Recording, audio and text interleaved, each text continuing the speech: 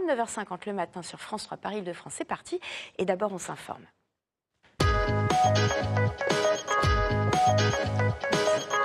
C'est comme un rituel, un colis arrive une fois par mois, la boîte est jolie, on l'ouvre, on a plein de cadeaux, plus ou moins grands, des surprises, des nouveautés, un univers à lui tout seul, bref, on est trop content. C'est ce qu'on appelle une box avec abonnement mensuel et on avait envie d'en parler parce qu'elle se multiplie quasiment à l'infini et on avait besoin d'y voir clair. Michael Marek, bonjour. Bonjour.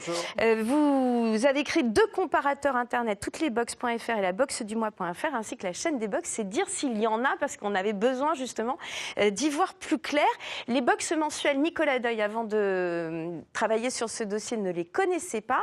Un dernier sondage, en tout cas qui date de 2016, disait que seulement 26% des Français connaissent ce principe des box. Est-ce que vous pouvez nous rappeler le principe même de ces box mensuelles dont on va petit à petit détailler le contenu? Ah oui, tout à fait. En fait, les box mensuelles, ça part tout simplement d'un abonnement. Donc, on va s'abonner à une box. Il en existe dans de nombreux secteurs, dans la beauté, dans la bière, dans les produits pour enfants. Donc, on va payer un abonnement mensuel pour recevoir une sélection de produits chaque mois chez soi. Cette sélection, elle va être faite par une entreprise qui connaît son sujet. Par exemple, si vous abonnez à une box de vins, vous allez recevoir des vins sélectionnés par un spécialiste dans ce domaine. Donc, il y a vraiment ce côté, se faire plaisir à soi-même chaque mois avec le concept des box mensuelles. Alors, on la reçoit à l'aveugle, c'est-à-dire qu'on ne sait pas à l'avance ce qu'il y a dans le colis, entre guillemets. Tout à fait. Donc il y a une grande partie de surprise dans la box mensuelle. Quand on reçoit une box, on fait le pari finalement de laisser un tiers choisir pour soi des produits qui vont nous faire plaisir. Il ne faut pas décevoir le client. Non, et en même temps le surprendre et en même temps le perdre pour mieux le retrouver. Tout ça, ce sont des principes de marketing. À peu près, j'imagine que c'est compliqué à compter. Combien y a-t-il de box disponibles en France sur abonnement ? Alors en France, il y a près de 300 box disponibles dans plus de 40 catégories différentes. Donc ça laisse beaucoup de choix aux consommateurs. Et c'est là justement qu'interviennent nos sites internet pour aider finalement les consommateurs à choisir la box qui leur convient. Et combien de clients ? Parce qu'il y a 300 propositions, mais combien de clients ? Alors vous disiez tout à l'heure qu'il y a à peu près 25% de personnes en France qui connaissent le concept des box. Si on devait estimer le nombre d'abonnés en France, on serait aux alentours des 600 000. Il y a un turnover aussi, non? On s'abonne à une box, puis au bout d'un moment, on arrête ou on change, ou non? Alors c'est vrai, je vous dis, en fait, il y a un turnover important dans le domaine des box, parce que finalement, chaque mois, il y a un vrai pari pour chaque box de reconquérir son client, puisqu'il faut finalement le reconvaincre de rester abonné à la box. Donc si un abonné n'est plus satisfait d'une box, il va simplement regarder les autres box disponibles et potentiellement changer. Alors il y a plusieurs typologies justement d'offres dans le contenu, dans la nature, alors la gastronomie, la beauté, l'enfance, etc. Qu'est-ce qu'il y a? Non, parce que je voyais des images passer derrière. On peut effectivement se faire livrer de tout, même de la lingerie. Exact. Je me demande si ce matin, il n'y a pas une petite bosse qui est arrivée au bureau. C'est pour ça que je souris. Super. Non, mais voilà. Une sorte de gros blanc, mais quoi. s'il y en a 300, c'est qu'on peut se faire livrer absolument tout. Tout à fait. Il y en a dans tous les domaines. Si vous voulez, il y a même des box aujourd'hui pour se faire livrer des graines à faire pousser chez soi.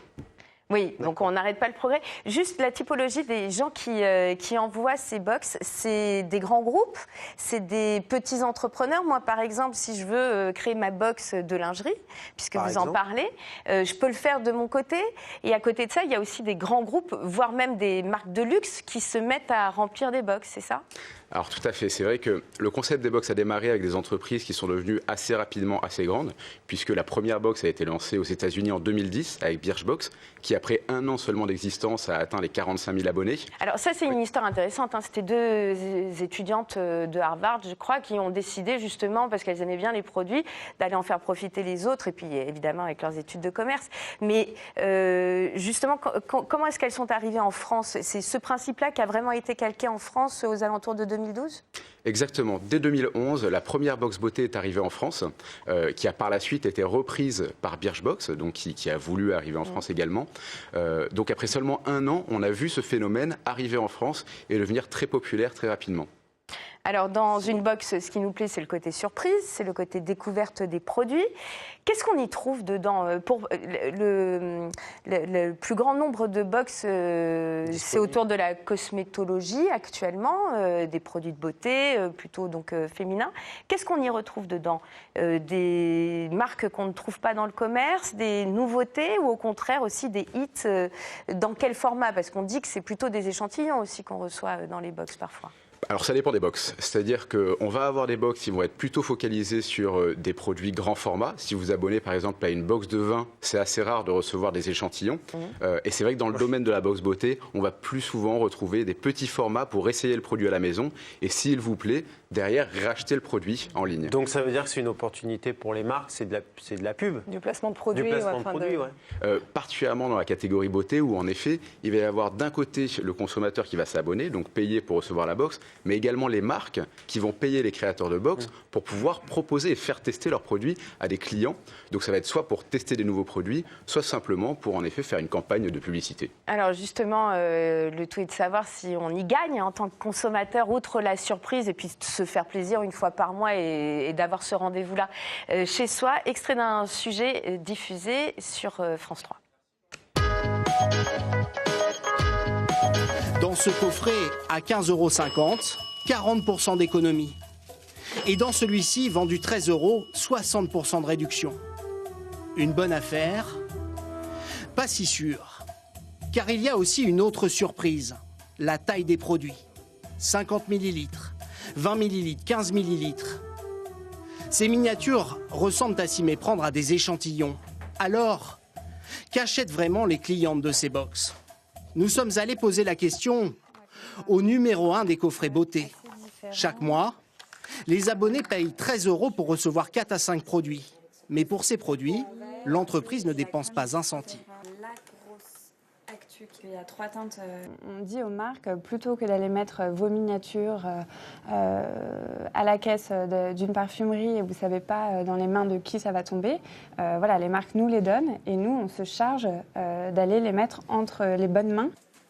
Faire payer des clientes pour des échantillons gratuits, on a du mal à y croire. Mais pour la directrice, les abonnés payent surtout autre chose, du service. Alors, du service, est-ce que concrètement, on fait une bonne affaire ou on se fait un peu arnaquer, mais de notre plein gré avec une box? Alors, ce qu'il faut savoir, c'est que dans une box comme celle qu'on vient de voir dans ce reportage, finalement, le prix pour s'abonner va être entre 10 et 15 € par mois. Donc, ça reste un abonnement qui est relativement faible pour retrouver 4 à 5 produits dans sa box. Donc, on ne peut pas parler ici de valeur de produit inférieure, exactement. Par contre, c'est vrai qu'il ne faut pas s'attendre pour 10 à 15 € à refaire sa salle de bain chaque mois. Ouais. Sur les autres thématiques, gastronomie, vin, etc., quels sont les produits justement qui sont mis dans les box? Ce sont des produits de haute qualité. Il y a justement une façon de contrôler ça aussi? Alors, s'abonner à une box, c'est aussi faire confiance aux créateurs de la box. On a des box qui sont très, très thématiques. Par exemple, la Gourmet Box, qui va sélectionner tous les mois des produits français culinaires. Et là, on va vraiment faire confiance, en effet, à ce créateur pour nous faire découvrir des produits originaux et différents. Donc, c'est là que c'est important, finalement, de choisir la bonne box. Il faut choisir celle qui correspond à ses envies, à ses besoins. Sauf que, je t'en prie. Non, c'est pour les box, par exemple, bijoux, ou il y a aussi des collants, il y a tas de choses. Est-ce que c'est la même qualité, en fait, comme il y a un grand nombre de produits qui sont envoyés quand il y a beaucoup d'abonnés? Est-ce qu'on est sur de la qualité équivalente qu'en boutique ou que la marque? Parce que des fois, il y a aussi des partenariats. Est-ce qu'on est sur de la qualité?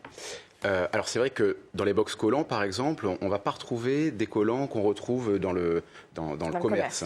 On va avoir finalement un créateur de box qui va faire créer ses propres collants et donc qui va devoir convaincre ses abonnés chaque mois que la qualité de ces collants en vaut le prix de l'abonnement.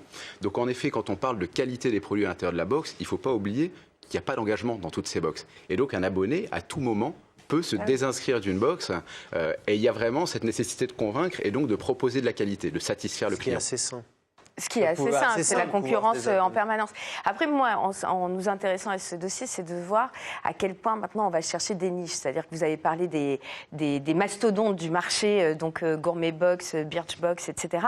Mais on peut trouver une box dédiée uniquement aux petits bonbons japonais. On va trouver que des masques coréens, etc., etc.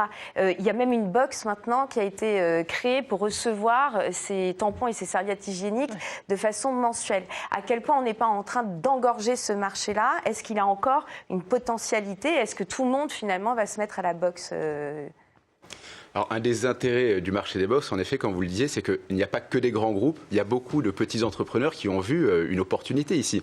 Parce que finalement, lancer une box, l'investissement n'est pas démesuré. Il n'y a pas besoin de stock. Exactement. C'est assez facile de se lancer. Ce qui veut dire que très rapidement, on a retrouvé des box dans pratiquement tous les domaines, de la box beauté bio de masques japonais à la box de produits à planter. Donc c'est très large aujourd'hui. Sexy box. Sexy box, exactement. Oui. On monte jusqu'à quel prix quand on veut des box de qualité ou des produits un peu haut de gamme? Ça peut monter jusqu'à quel prix? Assez rare de monter au-dessus des 40 euros. Sur les box beauté, on va rarement monter au-dessus des 30 euros. Et après, quand on va dans le culinaire et le vin, on peut monter un petit peu au-dessus.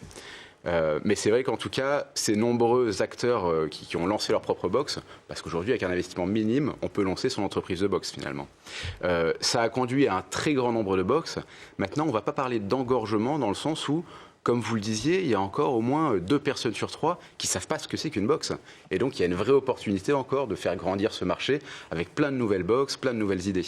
Alors, parmi les nouvelles idées, il y en a une qui nous a particulièrement intéressés, c'est de créer des box, entre guillemets, vivantes, c'est-à-dire des box green, Julie. Exactement, ou si vous préférez, ce sont des box végétales, vous en avez un peu parlé. Alors il y a les box avec des graines, mais ça, il faut quand même avoir la main verte. Et si, comme moi, vous n'avez pas la main verte, mais vous aimez avoir votre maison fleurie, je vous propose 3 box qui devraient faire votre bonheur. Tout d'abord, si vous aimez mettre la main à la pâte, ou plutôt la main dans la terre, vous avez la plante box, qui est donc faite pour vous. Elle vous propose de recevoir 6 à 12 jeunes plants de fleurs, d'aromates et même de légumes.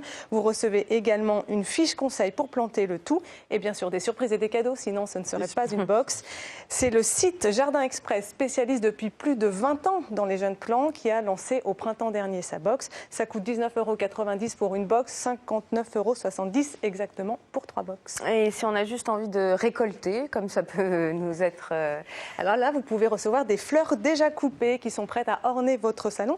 Mais si vous avez l'âme créative, vous pouvez choisir la Blooms. C'est une box florale qui contient des fleurs en provenance directe des producteurs. Vous choisissez la fréquence de 1 à 4 fois par mois et le prix est unique, 30 € le bouquet, livraison en points relais comprise. Et pourquoi je vous parlais de créativité? Parce que dans cette box, les fleurs arrivent en vrac. C'est donc à vous de jouer et de réaliser votre propre bouquet avec bien sûr des conseils, des tutos vidéo pour aider à composer un bouquet unique. Et justement pour rester... Oui? Non, moi je ne sais pas faire les bouquets. Eh ben justement. Moi je veux qu'on m'amène mon bouquet. Ah ben justement, Julie, elle a une solution pour vous. Vous avez l'option déjà bouquet garni. Oui, ça c'est le cas de Bergamote. Vous avez le choix donc là entre 3 tailles de bouquets et là aussi vous choisissez la fréquence de livraison. Les bouquets arrivent tout beau, tout prêt chez vous ou chez la personne de votre choix. Ça peut être aussi une bonne idée cadeau. Donc là, il faut compter entre 35 et 60 € le bouquet livré à domicile. Oui. Les ateliers Bergamote sont installés dans le centre de Paris, mais bien sûr, ils livrent dans toute la France. Et ils ont souvent, il y a souvent une communauté d'internautes qui se crée autour des box et de plus en plus d'entreprises ensuite créent une boutique pour être en contact avec leur public. Et c'est le cas donc de Bergamote qui vient de transformer son atelier du 1er arrondissement en maison pour vous accueillir parce que box ou pas, on n'a rien inventé encore pour remplacer le contact humain. Eh oui. Les box, vous, votre choix, s'il y en avait une ou deux là, qui vous venaient en tête, que vous trouvez particulièrement... je sais que c'est compliqué pour vous, puisque vous faites un business qui parle de tout le monde, mais justement des box un peu différentes qui vous ont plu ces derniers temps, vous nous diriez lesquelles ? Alors, moi, en tant que client, finalement, le petit ballon, ça a toujours été une box qui m'a plu parce que donc c'est une box qui vous envoie les bouteilles de vin tous les mois et je m'y connaissais pas très bien. Oui. Exactement, je m'y connaissais pas très bien en vin. Je me suis dit comment est-ce que je pourrais découvrir ce domaine d'une manière un peu ludique, différente. Et quand on s'abonne à une box de vin, par exemple, l'idée c'est pas seulement de recevoir une sélection de vins tous les mois, c'est en même temps d'apprendre sur le domaine du vin. Donc tous les mois, il va y avoir un vrai côté éditorial dans sa box où on va apprendre comment goûter les vins, comment les choisir. Et donc, on va petit à petit devenir spécialiste dans le domaine. Il y a celle de Noël, non, qui doit... Alors, c'est vrai que Noël, c'est le moment exceptionnel pour offrir des box. Ici, vous avez l'exemple de la T-Box, qui est une box pour recevoir différents thés chaque mois. Donc, celle-là aussi est extrêmement intéressante, puisque tous les mois, on va pouvoir découvrir de nouveaux thés qu'on n'a jamais essayé avant. Ah bah super. Bah, en tout cas, on vous renvoie à vos sites, toutes-les-box.fr, la boxdumois.fr. Il y a de quoi faire, hein, justement, en prévision de Noël. Vraiment, vous allez avoir du boulot, mais vous nous facilitez la tâche. Merci beaucoup, Michael Marek, de nous avoir éclairé sur ces box. On va partir maintenant du côté de Réaumur, Sébastopol, retrouver Raphaël Yem, qui est donc aujourd'hui dans un atelier de chapeaux. L'atelier s'appelle Mini Minimi, vous avez le Austin Power aujourd'hui. Et on veut voir ce que ça va donner, une nouveauté de chapeau, un par jour.